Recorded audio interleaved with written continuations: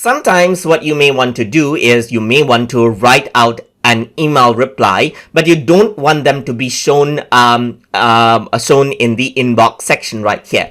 In that case, you can use the send and archive option. So by default, if you were to open up an email and click on reply, then the send and archive option is not enabled by default. So to enable it out, you can go around and click on the gear icon to access the settings and then click on see all settings right here.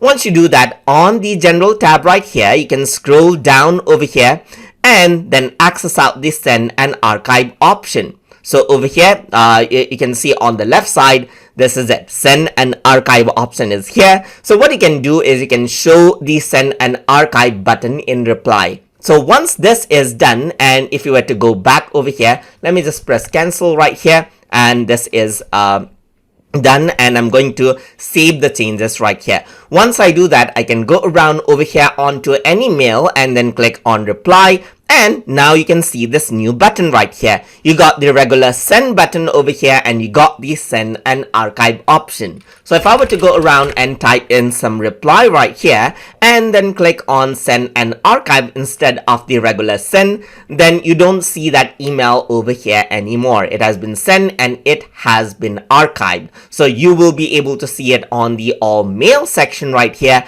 but not on the main inbox. And that is how you can utilize the send and archive option inside of Gmail. So I hope you guys learned something as always.